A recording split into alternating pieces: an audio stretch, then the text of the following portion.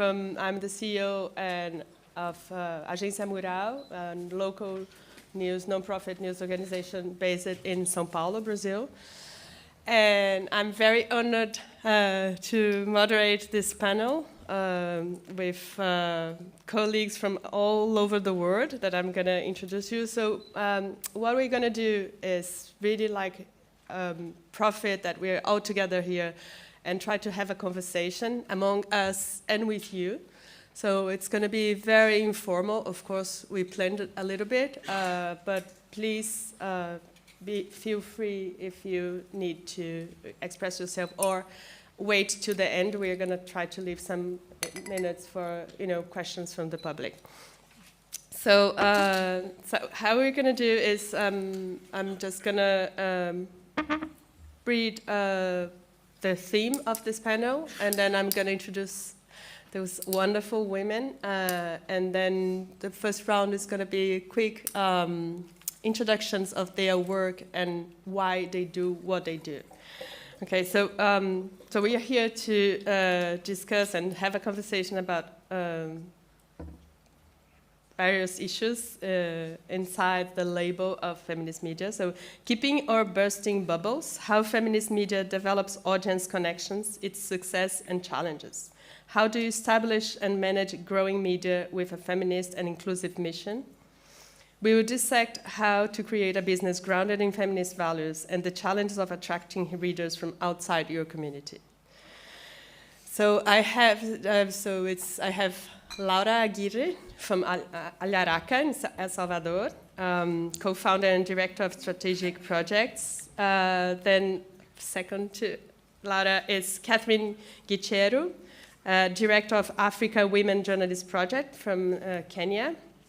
Audina Sokanovic, right? Journalist at Women's Forums of Prijepolje, Serbia. And Drikuti Rai, co-founder of Boju Bajai, Nepal. So, do you want to do in order, like the introductions? Do you want to start, Laura? Okay. Well, good morning, everybody, and thanks for being here. As Isa said, I'm Laura Aguirre. I'm from El Salvador, but actually I'm based in Berlin. And I am one of the 3 co-founders of Alharaca. Alharaca is an independent digital media from El Salvador. And we are 17 people. 11 of us are based in El Salvador, and 6 are in different countries. And not because we are in exile, but because we are a hybrid media outlet since the beginning. No? That the 3 co-founders, we live in Germany, and we decided to create this media outlet in El Salvador because, of course, we wanted to have a voice in our country, but more than that is that the 3 of us have already worked in other digital independent media in El Salvador, and we were tired, really tired, to always try to be taken in account as a feminist journalist and feminist. No? And we were tired to always talk on trying to convince our male colleagues that the things that affect women and people of diversity matters. And we are not a minority in the society, that our issues are something from universal interest. So we decided to create our own room, our own space, to create as whatever we want and to talk as whatever we want. We already, Alharaca was created in 2018. And right now, of course, we are dealing with very complicated political context in El Salvador. Even that, we're still working, and we are preparing maybe for going to exile. And maybe then we will talk more about what we are specific doing as a journalist feminist. Thank you, Laura. Yeah. Okay. Catherine? Good morning, everyone. I'm glad to be here. I've been waiting to talk to you all, and I hope you're ready to listen to us, because I've got a bunch of, I've met my colleagues this morning, and I'm already fired up by what you might end up having to talk for maybe 2 hours after this. Anyway, I am founder of the Africa Women Journalism Project, and the reason I started it is because I was, like both my colleagues have said, is you're tired of not seeing yourself. You're 51% of the population, but you don't see yourself, you don't hear yourself, and you don't read about yourself. So our initiative, the AWJP, our objective is to actually work with women journalists. We train them, we mentor them, and we support them in producing content in their newsrooms. I don't have a newsroom myself. AWJP is not a newsroom, but they produce content that their newsroom can then publish, which is in line with the feminist values that we do adhere to. And the intention here is to make sure that we change how the newsrooms look at feminist reporting or issues to do with women. And it's not only women, because seriously, when we say women, it's everybody who's marginalized in our context, because women is just one aspect of that. And in line with that, we also work with the newsrooms to see how we can help them produce news products that target women. Because if anybody has read the most recent GMP, the Global Media Monitoring report, what it says is that 12% of women actually consume, are actually considered or actually featured in the news in Africa. And it's not only in Kenya, I think it's globally, it's nothing to be proud about. Nobody is there up there saying we are addressing women. And our intention is that if we can help newsrooms produce the kind of content that brings in women as audiences, then they might find, I'm not very, they might have an opportunity to find a sustainable way of keeping their newsrooms alive. So that's the long and short of it. We just want to change things inside. Because fighting from outside is good, but we want to change how the media ecosystem is like, and at the same time support more women so that we are more of us making those decisions. Thank you. Thank you, Catherine. Aldina? I would also like to say it's my pleasure to be here today and tell you something about my organization. Well, our story began in 2000 here, when a group of very passionate women saw that in our society, just like in El Salvador and Africa, also had half of population whose voice was not heard. Women were not in political life, in economical or any other activist fields active, because it was, and it still is in one part, very patriarchal environment for them. So we decided in 2000 here to make a women's organization, Women's Forum, where we can, find one safe space for all women where they can come and talk about their problems. We also educate them, we encourage them to speak, because they just were considered to, work some jobs at home, work their own jobs, and they were not asked for their opinion. So it was our founders of our organization was also journalists. In that time they worked for one newspaper, and where they didn't have enough place to express their really opinion, to advocate for women's rights, so they decided in 2008 to make their own media, TV Forum.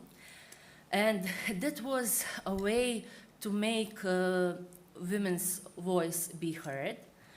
So our main goal was to promote gender equality, to promote equal opportunities in society, and also we cover different other topics of social significance, but everything through feministic lens.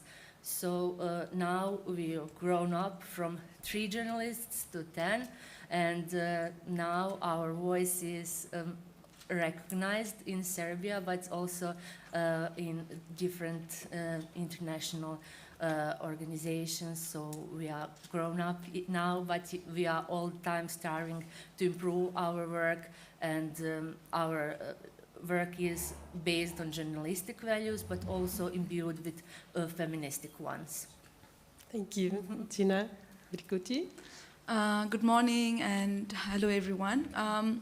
I think with Boju Baje, I was just telling them that the meaning of Boju Baje is grandmas in Nepali. Colloquially, we call grandmothers Boju or Baje, depending on which part of the country you come from. So for us, the sort of like the origin story is that I started Boju Baje with my friend Itisha Giri. She's a poet. We actually met during the rehearsals of Vagina Monologues, and we just got talking about a lot of things, right? So when you're in a room practicing for Vagina Monologues, you can imagine the kind of things we are talking about and interested in. And what really we really got along well was because we were both interested in podcasts, radio. I'd already been a journalist for a while. And one of the things that really brought us together was not just complaining about what was happening, like all of us said, like not our voices being heard. We also had this sense of humor to talk about things that we love to ridicule men in power, essentially. And I thought we were doing it pretty well. I mean, we used Twitter as a way to sort of test our voice and tone individually, but when we got together and just decided to record one episode, it was not supposed to be a company, it was just supposed to be a one-time thing that we wanted to try. And this was back in 2016, where we didn't have a lot of podcasts and we had to explain people what podcast is. So that is how we started, essentially to have conversations that women have in private sphere, but bringing it out in the public, and sort of using podcast as a medium really helped because the barrier to entry is so low, so we could do whatever we wanted. We started it as a company only later in 2019, and since then we've been able to do, although it started out as a conversation between two friends talking about, politics, media, what's happening on the internet. We were really looking at how women, Nepali women in Nepal and around the world, are trying to occupy public spaces, not just the physical public spaces, but also what was happening online. And this was before the pandemic and before, all of us were extremely online. So for us, it started with that, and we've been very fortunate to have found partners, listeners who've been very supportive of our work, been able to get some funding to expand our scope, and over time we've been able to report on, we've been doing a lot of reported pieces, right, from abortion rights to online dating as a young trans woman in Nepal, how do they do that, talking about indigenous rights. So I think a lot of our work, like everyone else said, we look at everything through a gender lens, but we also try to always challenge the narrative that women's stories are either like the sob story. In Nepali we have this word called pirit, sad. You either have to be really sad or you have to be very accomplished, have scaled Mount Everest to get any kind of media coverage, right? Or just wait for March 8 to get our stories heard. But we wanted to show this full sort of spectrum of life experiences that women in Nepal have, and they have varied experience based on their caste, their community, their class, their ethnicity. So for us, Boju Baje has been that. And it's about making people uncomfortable, but also, just with a LOL at the end, so, yeah. So you saw that, we are the majority, and we are, now telling how mainstream media is going to become. So following on that, because I think you all pointed out that there was an audience need that you had to fill in, even if for the two of you, Aldina and Catherine, that you put together the women to push them into places in the media. It's also about, if you have an audience need, we have to have the professionals to do it. Yes. Also. So and how we do it. So because of that, so there is an audience building and a community building that you are already experienced, and I would like us to talk a little bit about that. And so what I imagine is that how the audience and the community engagement play in each of your context, how important it is to connect with your audience, how does it support your work, and if that is the case, do you try to get and to reach a wider audience?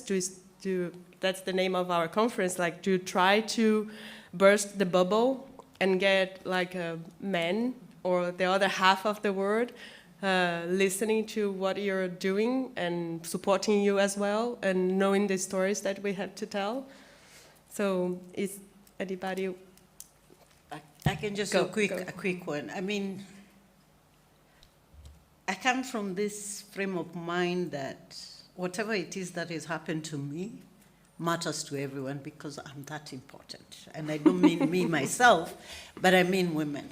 If you're the biggest part of, in terms of numbers, you're the biggest, you're 51% of the population, but you're only being given 2% of the media. Your presence, your issues are only 2%. It means then, therefore, there's a huge disconnect here. And some of the stuff that happens to women, or what I think about is that whatever happens to me should matter to everyone. And for me, it's not writing stories that are, okay, I get angry because I was a journalist for many years, and one of the things that really, excuse my friend, made me angry is that we had these sections for women, like the women's page. I know some, if you've been in the business more than 20 years, you know. Women's page, and you have fashion babies, and I'm not saying babies are not important. So for me, the idea that what happens to us or how we feel, what we think, is only reduced to these small pigeonholes and these small soft subjects, that made me,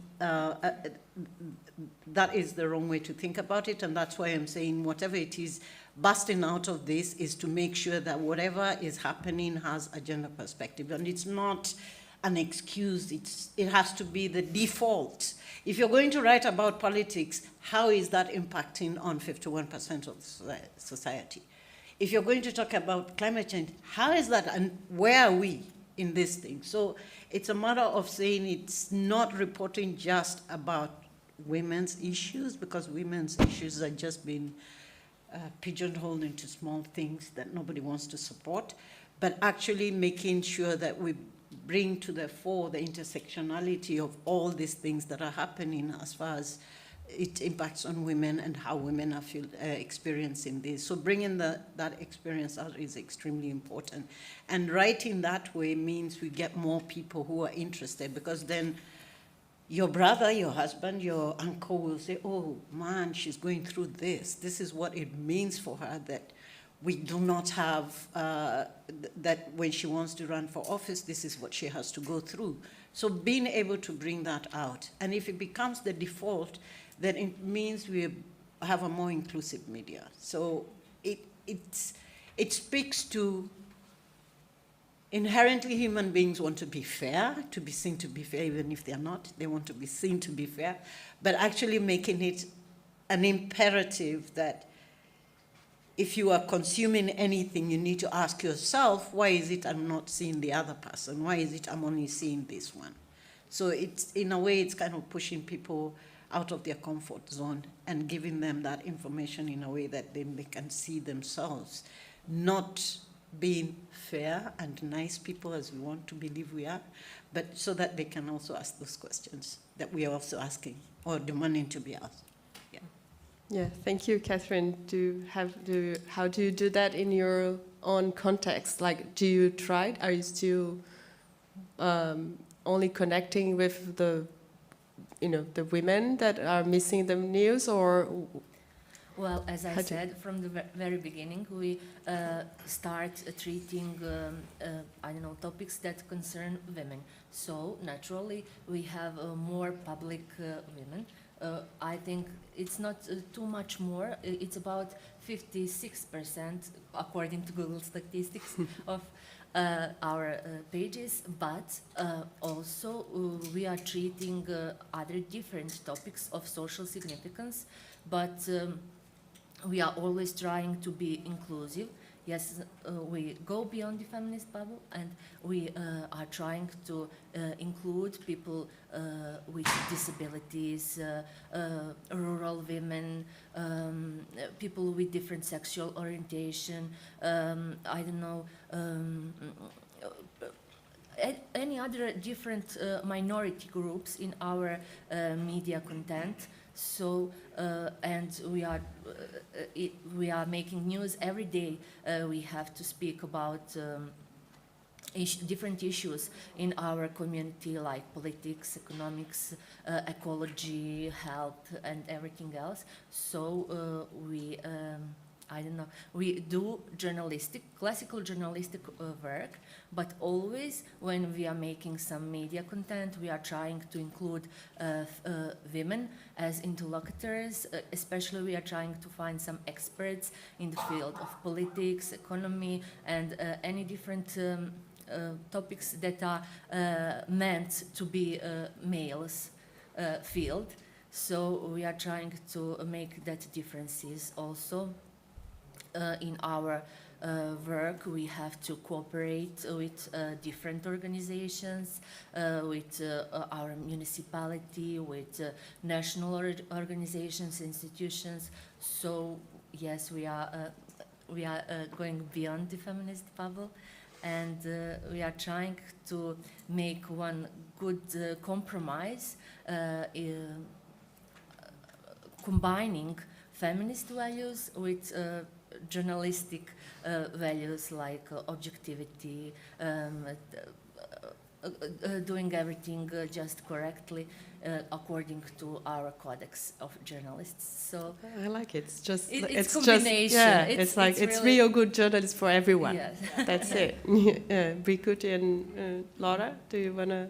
I don't know if you wanna step in or Yes, you well, feel happy. I just want to add, it's like, I think we are all in the same line, but of course for in Alaraca, the majority of our audience are women, in our case like 70%. And well, but we make journalists, just that, we make journalists, and we improve the method of journalists with our gender perspective. That is a conceptual and theoretical perspective that everybody can use. So we improve the method with this perspective and with the feminist values. That is what we are trying to do. Of course, the majority of our audience maybe is feminist or with interest or conscious about these topics, and we are interested to engage with other kind of audience like men, but we are not interested to convince or educate people that are like anti-rights or anti-abortion. No, that is not our work. We are not trying to do that. In this time, like in El Salvador, there's a very complicated political context. We are trying to engage and build a more loyal audience. We need to build loyalty between our audience because we will need this loyalty when the worst time comes. Like when we face political persecution, who will be there for us? Our audience. We need this kind of audience.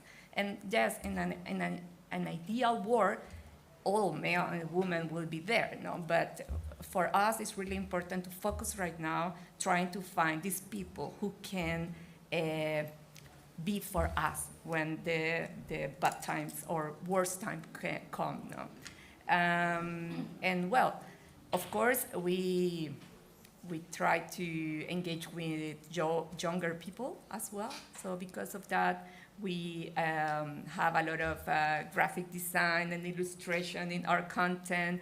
And well, this is a really good thing for engage young people, some males, because we have male audience. And well, but right now our priority are the audience that are looking for content like ours, like Alaraka had.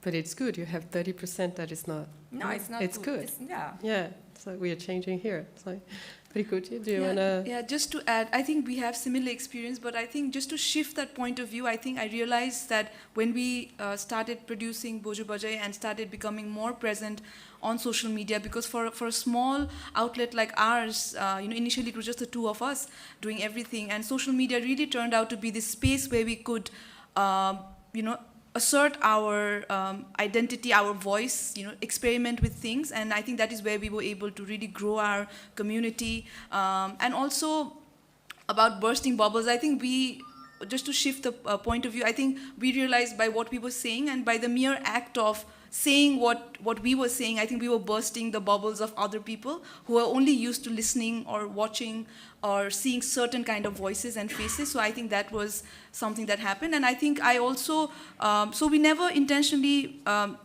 thought that, okay, we only are going to, our audience is only going to be women. Like anybody who felt heard or seen by our stories were our audience. And what I also heard from a lot of our original, the listeners who've been with us since 2016 is they would actually, when we only did podcasts, right now we do newsletters and videos, so they would just play it in the loudspeaker or, like on a speaker, so then their brothers or their husbands would also be, listening to it, laughing along, but also feeling slightly uncomfortable, I think. So I think we tried to do that, and like everyone said, I think what we produce really helps shine, or we try to shine light on intersectional issues, while talking about reproductive rights as well as, disability rights. And, I think not to go too far, I think at my own home, every time a new episode comes, my brother is like, oh, so there's some more to talk about. I thought you guys were done talking about, politics or your rights. So there's more things that needs to be talked about, he says jokingly. So for me, just hearing from men and women around my circle is also a realization that our work is making some dent. And I don't know if you mentioned it, because you mentioned it to us, that you chose like the granny name because of like it's like the opposite image that we have of like grandmothers, that when you get old you get free to speak whatever you want. Yeah. So that's I also feel like me and Nitisha, we're like very old souls, so we talk like whatever we want to talk about. But it was just a picture of two really old ladies, which now has become our logo.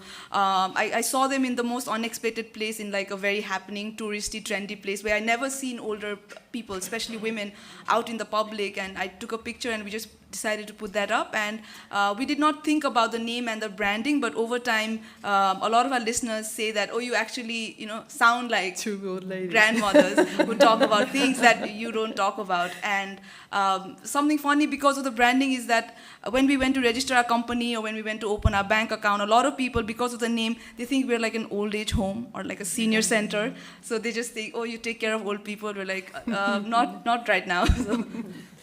So I just want to jump on the our sectional subject that we were talking about is that you're all business women, of course. So, and I wanted to talk about and hear from you, like how if you have this label of being a feminist media, or if you have a mission that you have to accomplish, that it's very clear in your mind, how does sustainability and business model play differently from, how would I say, non-feminist or whatever, our whole ecosystem, how we do it? Is it different, or it's not? And what comes as an advantage, or what is not? Who wants to? Gina, do you want to start? Yes. Yeah, you were like. Laura inspired me also when we spoke about audience. I would just forget to say, once when it was hard for us, we made one crowdfunding campaign, and our audience give us support so we could buy a new equipment for our studio. That's something very important for us, because our audience trusts us and wants us to live, to survive, and to make another good things for the whole society. So that's very important thing. When we speak about sustainability, it's a little bit different for feminist media than mainstream media, because, for example, about 80% of our work is paid by different projects, because our media content is not always commercial. Actually, is not commercial at all, because we are dealing with some topics that cannot be paid, or there are no interest from I don't know, from companies and other subjects to be I don't know, paid. So we also as NGO, we are making projects where we include our media. It's a very specific bias, because we have one NGO that really the forum. grounded. It's the forum. It's a women's forum, yes, that's grounded our media, and we are writing projects to different donors where we want to speak about very important issues in our community, when we want to improve the position of women, but also we are going beyond the feminist bubble, because we have to. And we are making some projects that are doing also great things for the society, when we talk about environmental, about health, and also other issues that have some connections with women. For example, we had one project when we were talking about inheritance, because in our very patriarchal society there is still practice that women, 1% of women relinquish their rights to inheritance in the favor of male relatives. Okay. So we educate women through our media contents and through our projects. We work with them on the field. We are going to villages. We are trying to make better contact with them, but also we cannot really say where our organization ends and our media starts, because we work all the same job, and our news, our work, our everything is just imbued with feministic and journalistic values. Maybe something that is important is to continue building trust between us and audience, because that's something very, very important for us. But you said that like the NGO, it's mostly where your funds and your revenue streams are generated for your media to survive. Is that it? Yeah. Yes, media maybe, income of media is about 20% and income of our NGO is about 80%, Okay. but we are combining that. Our media helps our projects to be more, I don't know, more people see our work, our results, and our NGO helps our media to survive. Well, it's a good model. We are combining. Yeah. That's June. Okay, I count donor funding as part of my business, my revenues. But anyway, we had this conversation earlier. Yeah. No, but some of the stuff we've been working with, actually working on right now, is one of the biggest challenges we have in most of the countries we work in is actually accessing data that's been disaggregated on gender. So one of the things we do is in the 7 countries we are working with, we try and disaggregate whatever data we are able to access, so that at least the journalists may have it easier when they're doing their stories. They say, oh, we don't know anything about women. We don't know anything about women. We have no numbers about women. We try and support that. And we haven't been charging for it, because seriously, it's a service for me. I'm just thinking if we can get those numbers out there. But it's something that down the road we might be thinking about. The other one we've been piloting with, and we hope to be able to start charging a small fee, is what I call media literacy, where we offer this service to women experts. Okay, it's like a vicious cycle. We have women experts who are unable or are not comfortable talking to journalists, and in most of them haven't been exposed to the media. And then we also have journalists who don't know how to engage, I think, with women experts, or they take the reluctance of the women experts to be featured in their TV programs or radio or interviews as a problem. So what we are offering is a kind of media literacy training, very basic for the women experts, and then working with journalists so that they also understand you don't call somebody at 6 o'clock in the morning and expect them to, oops, I'm there. Most men will be able to do that, but then they also need to they need to be conscious about what are the challenges that some of these women may be facing so that they can be able to do that.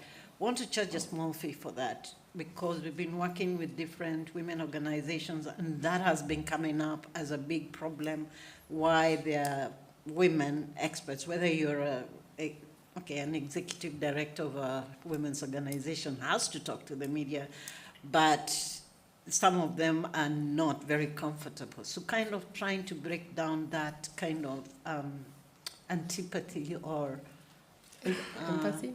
and Empathize? yeah, so that we can get, so it's a small, very basic, so we want to offer that as a service, very small charge, because we need to find ways of surviving. Right now we're dependent on grant funding or project funding. We get very little in terms of core support.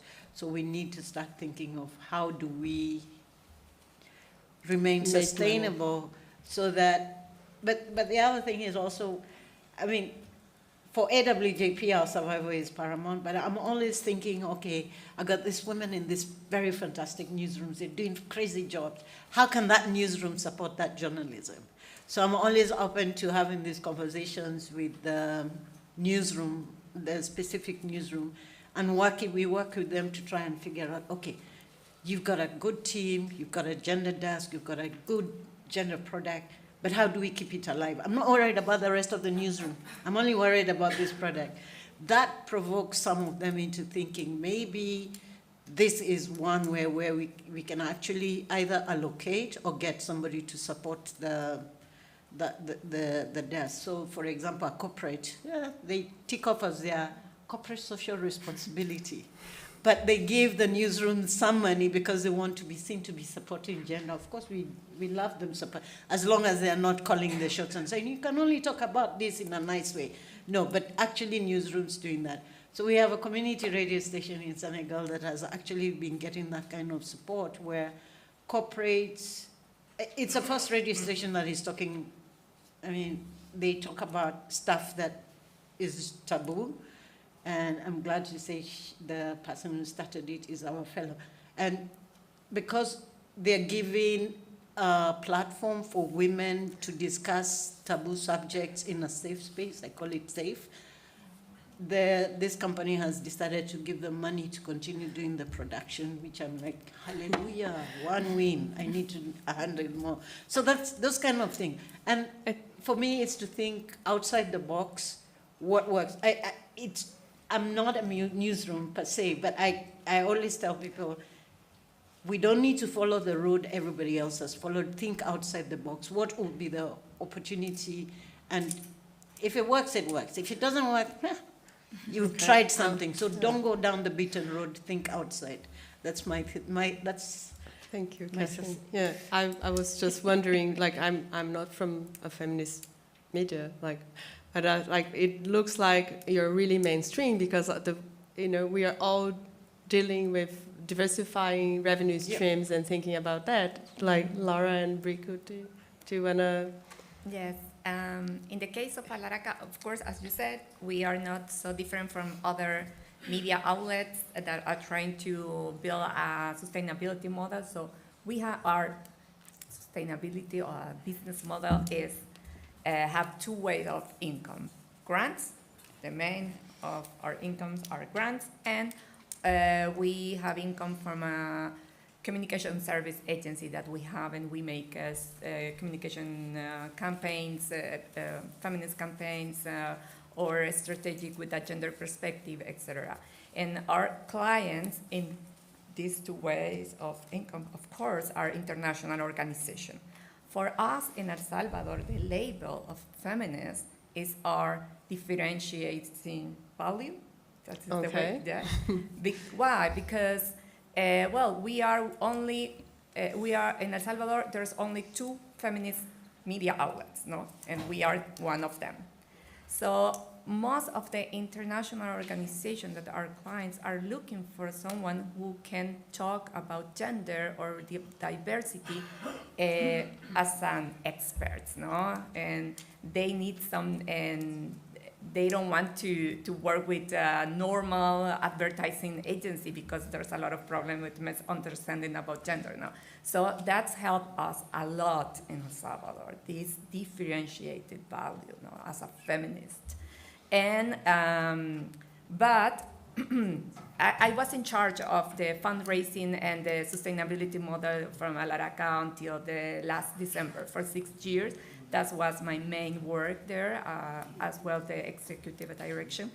And well, I don't know, I thought always as my mom, no, when she deal with the financial things in home, no, that she had to be always sure that the money was enough for the necessities in the house, and when she could, she saved money for other things, no?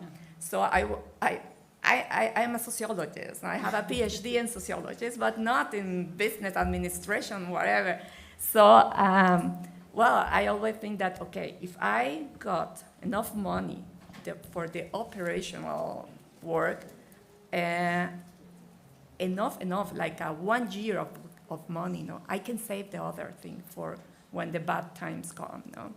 So we have luck, and in a time we have enough grants to have money for 18 months forward, no? And in this time, we built like a model in which I always include in the budget, in grants budgets, always an amount to support the organization.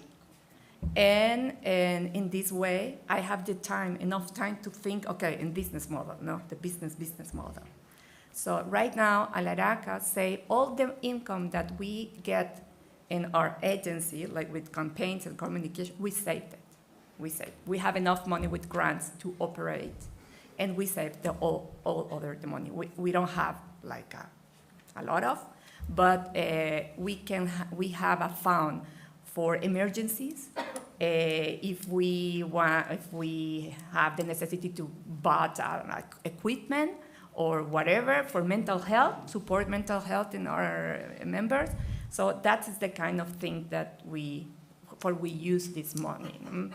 And of course, we are trying to find a way to make money with journalists, because communication campaigns and strategic communication is, that of course works for get money, but it's not journalists, and I cannot ask to the journalist team to do communication campaigns, because that is not the work that they do, no? So that is our challenge. We didn't find yet how can we monetize our journalist work. No, that is the big question still. It's like dinner, the 80 and 20% too. It's like Prikuti to I think just to add to that, I think we are all operating under the same media ecosystem where all of us are. The challenges are the same in terms of monetizing, in terms of expanding our revenue stream. I think especially for outlets like ours, which is already considered niche, and we might have a small but loyal following of readers or listeners. I think there's an opportunity there. Like for us, we and also our background is such that in Nepal. People are not used to paying for news or anything that they consume online. And we did not try to challenge that, but we did try to put in or introduce products that required people to pay money. For example, in Nepal, people are not used to attending events by paying a certain amount of money. So we tried live events where we actually asked people that you need to register and pay. So that was like a trial for us for the first time. So we tried to do that, and I think for us also, because what we were trying to do was considered quote unquote bold and so different. We didn't really fit into the existing advertising marketing model that a lot of the larger media outlets would do. We didn't have the numbers. We still don't have the numbers to attract the kind of big advertisers who are used to advertising with the more mainstream legacy media. So for us, it's always about being realistic that, we might not, for example, we do when we do environmental stories, we are not afraid of questioning big corporates. So those corporates are not going to support us in any way. So we are aware about what our we are editorial independent, which also limits our commercial avenues in many ways. But I think that sort of forces us to try new things, something that we've been trying to do, and hopefully in the coming years we'll be able to navigate this challenge that all media outlets, irrespective of the sizes, are trying to sort of navigate around. I think you have now we discover that feminist media is mainstream, that you're all business women, and that journalism is really, really difficult to find. What you said, Brikut, I love this session, commercial avenues, because you're all siding and building up other business just to get used to our double over workload. So we do other stuff and business, and then the journalists just to support our journalism. So I wanted to do one last question for you to answer, and then we open to the public. I would like you to tell us what you think feminist media or a media based on feminist values focus on gender issues, your own organizations. What are the experience or the knowledge that you accumulate that you think we could pass on to other media that serves other media? Like we were talking about values on management, editorial lines, content production. Like what are the things that we are doing different? Audience engagement, community building. Which are the lessons that you think you experimented and it's ready to be adopted to any media? Can I go? Just go. A quick one, because I remembered from my last statement. I think what we do is we always try to talk to our audience, don't really take them for granted, or always use the resources that we have. Like social media, we use a lot of social media to do mini surveys or ask them, because sometimes as co-founders and as also people directly involved in the editorial process, sometimes what we are doing might be, we also realize, okay, we might be doing certain things quite a lot. So what would the listeners or readers like to understand? And this is irrespective of what kind of content you're producing. I think it's really important for media outlets to consider talking to the people who you think are the consumers of your product. And I think in a lot of media writings and conferences, people are now starting to acknowledge and say that we are not doing this work for fellow journalists. We're doing for people whose understanding of journalism might be very different. They might not even realize that the products that they're consuming is journalistic. Yes. Their understanding of why we need to talk about certain things. So I think it's really important to talk to people. We do audience surveys, mini audience surveys, talk to them, and also because we are not traditional media for us, and it's a good thing that has worked for us is that people are always willing to reach out to us. There might be, sometimes we almost become like a information, like a hub, or they might be like, oh, can you suggest us some names for something that we're doing, or this is something. So things we did was that is beyond just producing. What we do is like we have curated a database of experts, women, and non-binary people from different fields. So every time there's like, oh, we did not find experts other than men, so we're like, here you go. So we've curated this thing called Balance the Panel. We saw some feminists from Sri Lanka do this, so we asked them and we try to do this. So that's something we do. And just trying to make sure that whatever platform we have, we use that for other journalists to grow, to network, to share opportunities. So beyond just producing and saying, hey, listen to our works, like, share, subscribe, we also have something to give to them. So then they think of us as more than just a company trying to get eyeballs in our product. So. Yeah, a fair play. Yeah, I'm a member of a fair. It's a part similar by us. Also, as NGO, we are member of different networks for feminist networks, and we are always have access to a new propositions about. From example, about reporting about gender-based violence, about reporting about some sensitive issues, reporting about people with disabilities and etc. And we are sometimes conduct some educations and seminars for other journalists, and we are trying to share our knowledge with them. Also, we are always insist in building a strong society, strong audience, because it's very important for all media to have a very strong audience that will support them and that will follow them. Also, something maybe important for other non-feministic media is to try to find another sources of funding that they can cover unconventional topics like gender issues. And I don't know, maybe it's also important to emphasize that we have I think we in our newsroom have a stronger bond between journalists than in media that are only commercial, because we share same values and same principles. That's something very important for us. I will not longer. Yeah, no, good. It's like for teamwork, right? Yeah. Who wants? Yeah. Okay, I'll just go. Yeah, since we're going down the line, that's okay.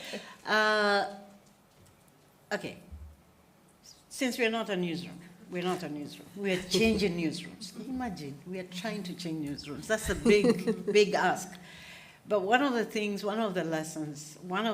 I hope I can ask people to try and do is essentially provide support for the journalists who are doing this work. Because I've realized, having worked in a newsroom for 30 plus years, the kind of storytelling I wanted to do, you're the only one trying to do it and you're alone. And it's really, really frustrating. And telling me about mental health, I went the other side and I came back.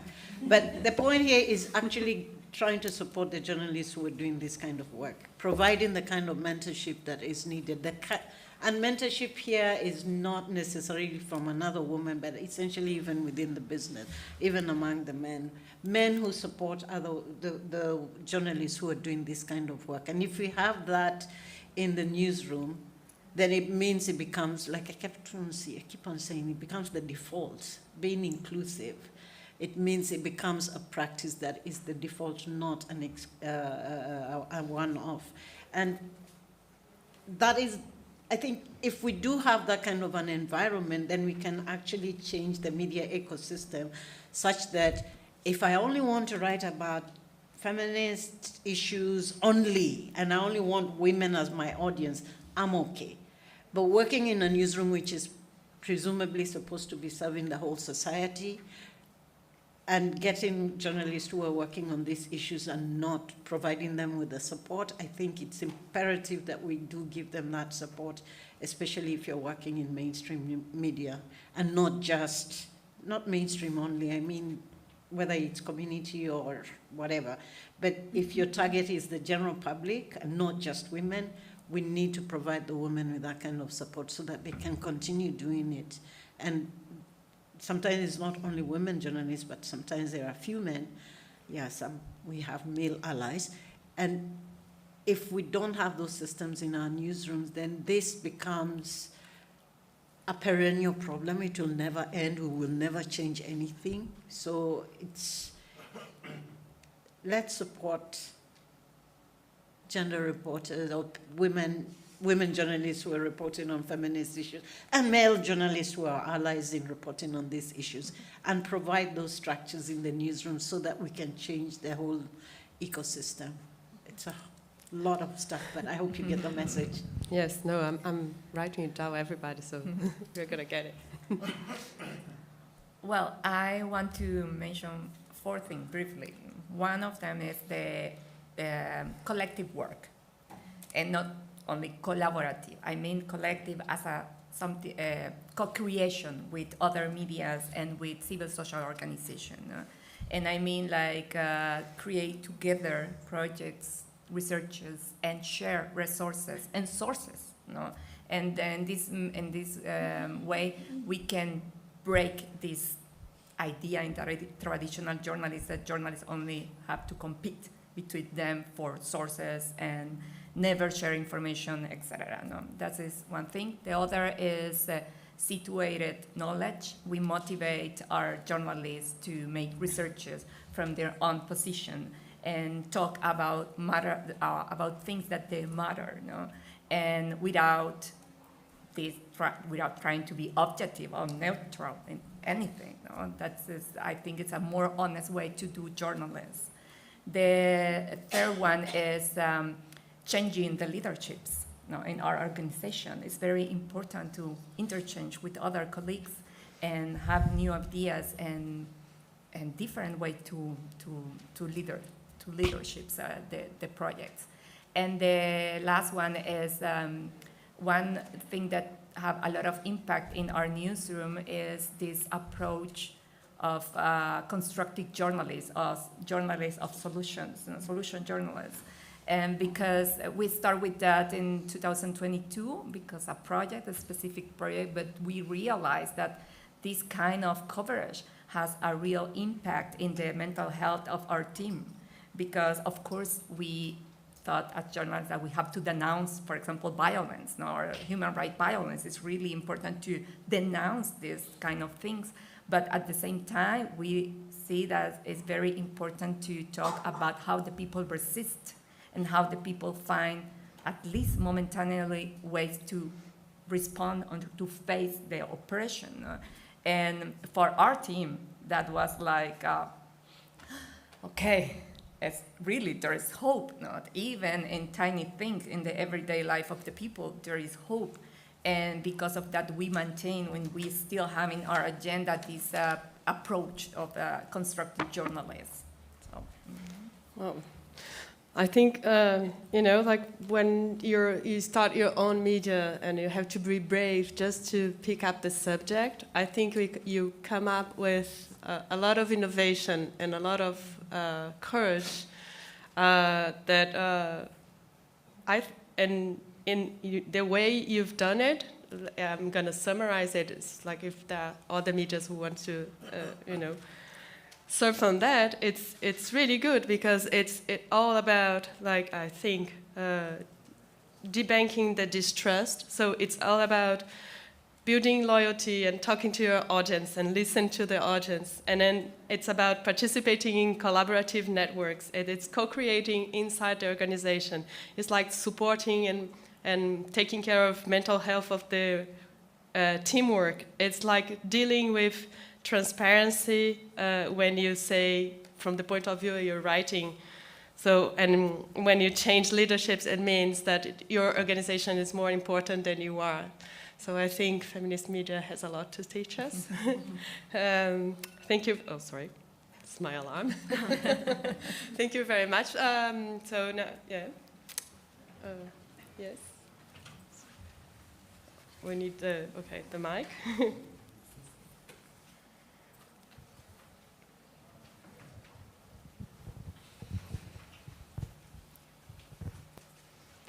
Thank you for this conversation. I'm Nadine Hoffman from the International Women's Media Foundation. Two things, and and I think we've touched on them a little bit today. We see the rise of authoritarianism around the world, and I think that is directly tied to the rollback of women's rights globally. So I'm curious in each of your countries how you see your role in sort of defending democracy by defending women's rights. Second point, we know that in addition to global media being dominated by men, that global philanthropy is also dominated by men. So I'm curious how, I know, Catherine, you talked a little bit about making the business case for feminist media, but I'm curious how you see yourselves able to sort of access philanthropic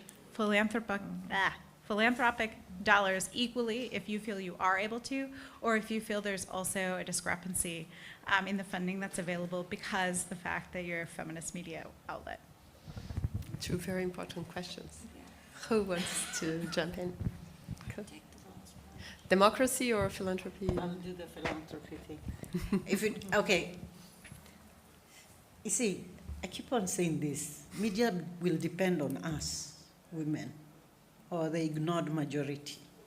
So when I talk about making a business case for gender reporting, I'm looking at it from the perspective that the media all over the world is struggling. One of the challenges is that if you're a small newsroom, or even if you're a big newsroom, you are not talking to those women who are 51%, who should be your audience, but they are not. So if I was sitting in a newsroom as the boss, and I mean, it's just simple mathematics, I guess. If you looked and you said, okay, I'm selling all these potatoes, and I'm producing these goods, and I'm only selling to a portion of this, yet all of them are interested in this product, then I'd be very concerned that I'm not actually reaching out to the majority, in this case, the rest of them. I'm only very happy with this. So for me, when I say making a business case, it's saying if you're going to support media in any form, whether you're a philanthropist or whether you're giving commercial loans, if it doesn't have a gender component, then you're wasting time, because essentially you're repeating the same problem. And somebody said doing the same thing over and over again is a sign of madness. So I see this like if yesterday we listened to all the different models of how But to... do you think it's more difficult for women to access It is more money? difficult because you have to justify why. What I don't understand is why I need to justify why. Yet they're willing to give a lot of money for business, but they're not interested in saying, wait a minute, is this business inclusive? Business has to be inclusive. We need to be producing goods and services for everyone, not just for a few. When you're a feminist media, you're made to jump over hoops to get that kind of support. My argument is that I don't have to, because what we are producing is trying to fill an existing gap that has been supported for years by giving resources or supporting a media that is not inclusive. So my argument is that there is, it is foolhardy for anybody to keep on supporting a media that is not inclusive and then making those ones who are trying to bring the majority into the conversation, making them jump through hoops just to get that support. So I think that's why I keep on saying, at the end of the day, don't do the mad thing, repeat the same mistake you've been making. Get out of that rut and say, okay, I'm wearing bigger glasses, I'm seeing everyone. How do I support this everyone?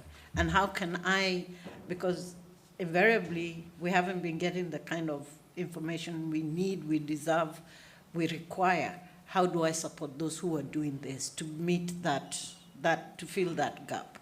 So there should be more support for that. Can I answer the question about democracy? Yeah. In our case, at least, we changed the narrative about ourselves. Because, I born when the civil war in my country started. So when I was a young adult with 20 years old, It was a time of peace in El Salvador and with a lot of hope, no? And I really felt this, or I have this feeling about that I could change the world, and I have a lot of hope in the world. No? Right now, the people of 20, they don't have it, because it seems really, really dark. No? So we decided that we have to say loudly that we won't save the democracy in El Salvador. No, we cannot do that right now. No, it's not. It's like impossible right now. No, but what we can do is act as a witnesses, as a documentarians of this time in my country, and that is really important because we will be the narrative or the counter-narrative in the future for the future generations. No? So because of that, it's so important, the work that we are doing right now. Not because we will save the democracy right now, but we have the hope that the future generations, I don't know, maybe my son or my grandson, I don't know, he will and their generation have the possibility to really change and to really build one more time democracy in my country. And that is the way we see it. Yes. Okay, first of all, thank you very much for this discussion. My name is Lisa. I'm the head of Women in Media NGO from Ukraine. And we also are a group of women journalists trying to deal with gender-based issues daily through self-support. And as now we have ongoing war in Ukraine, for us is the main challenge we see is that Russia uses gender disinformation and of course other forms of online violence, for example doxing, just as a strategy to silence women journalists, and we now taken a leading role in our editorial teams because low income and because of the mobilization of men.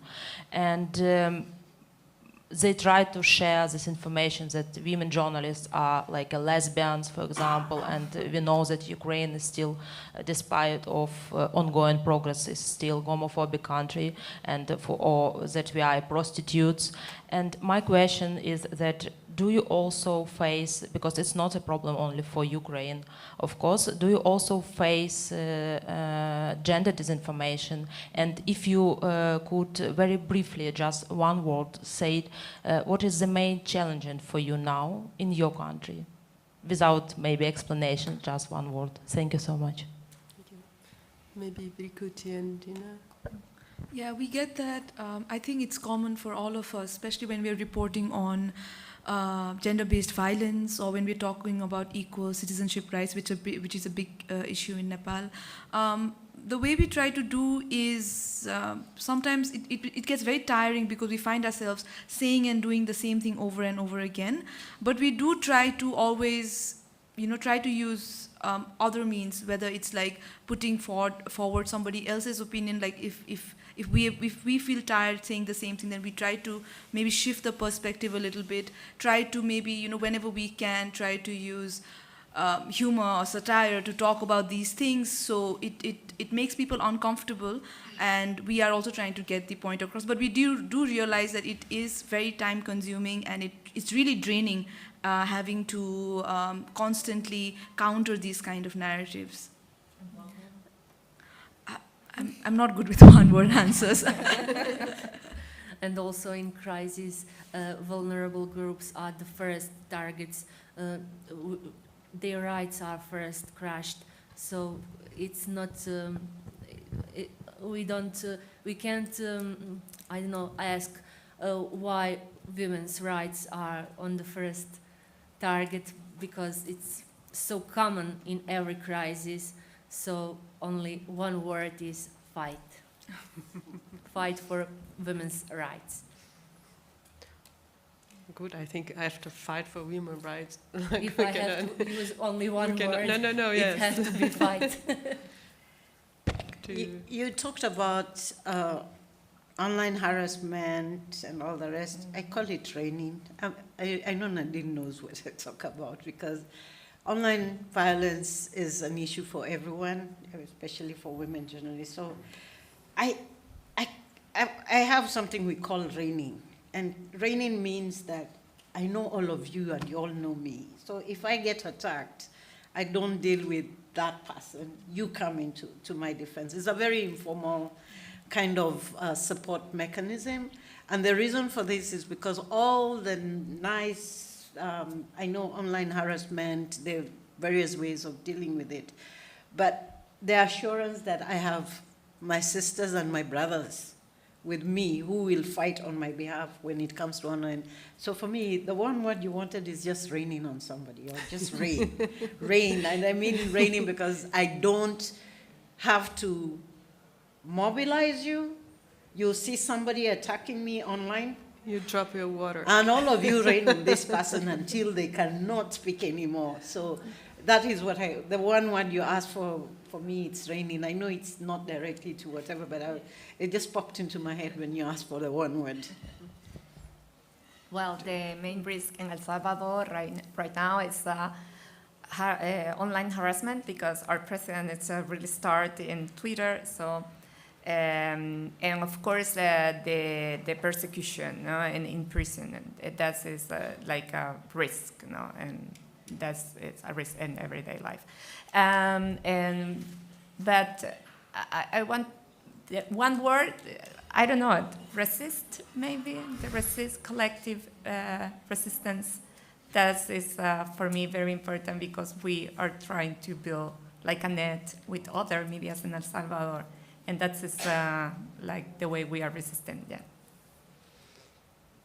We have 2 minutes more if anyone wants to jump in with a question, otherwise, yes?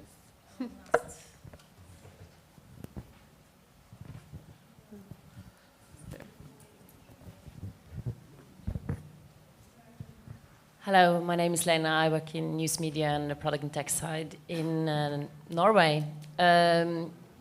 It's very touching hearing these stories, and I think in Scandinavia and west of Europe, we don't hear so much about the harassment. I was in Perugia a couple of weeks ago. I talked to a female journalist that was writing about abuse, and she was really gaslight and misinformation.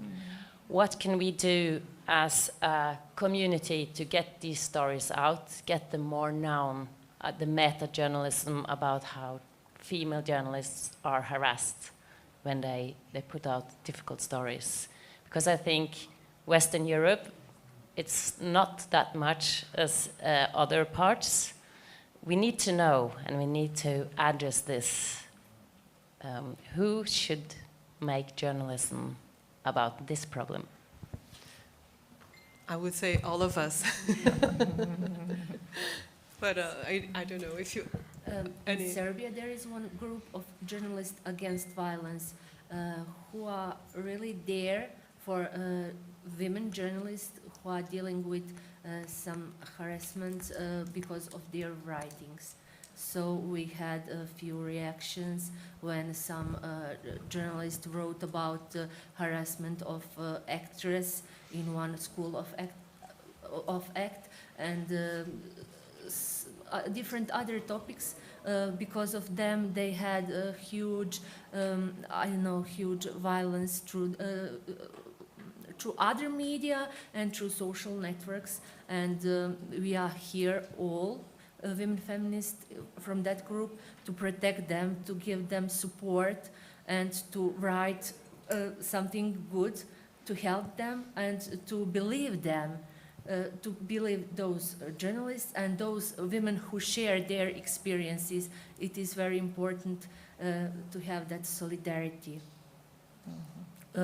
between women journalists. And for me, it's very important to be prepared.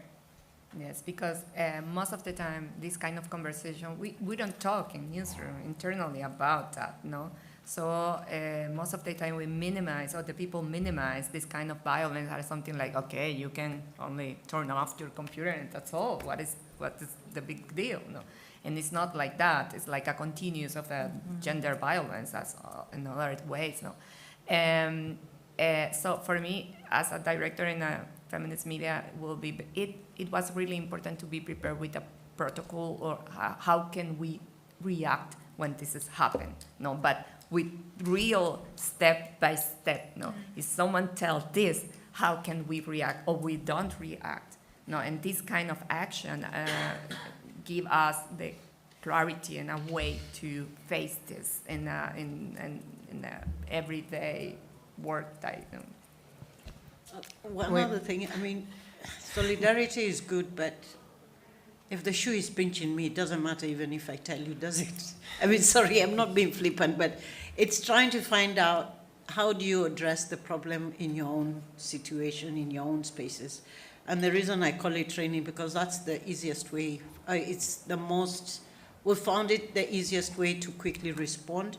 But one of the things which we do as AWJP, it doesn't matter who you are, as long as you come across us as AWJP, we do what you call digital security training, because we also want you to be aware how.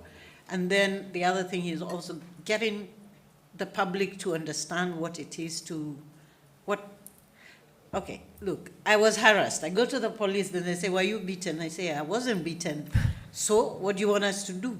And I say, but it's a crime. And I say, where do we start to investigate? You know, in most of our places, this is what the reaction is.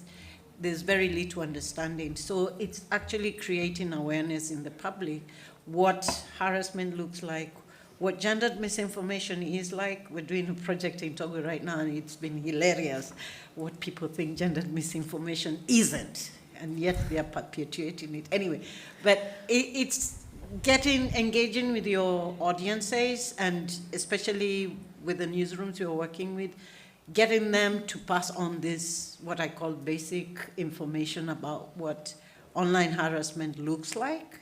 You don't think that WhatsApp message from your is, it could be.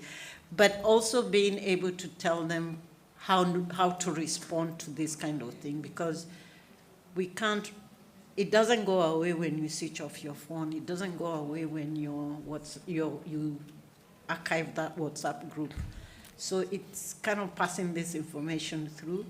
And I like in Kenya, within the community radio stations, they have what they call listening groups. So you have listening clubs. So the one thing they are pushing through, or we've been able to work with them to push through, is like every week, what is the one thing I need to know about what online harassment is? What is gendered misinformation? How does it look like? And then maybe have a conversation around that, because then it's not us telling them, it's the community or the audience saying what they think it is, and then somebody saying, this is what it is. Because if people are aware, then the raining thing wouldn't be really necessary, because everybody else will be jumping on you if you do something wrong. Thank you. Thank you. Yeah. Thank you very much. Sorry, I didn't go. Thank you very much.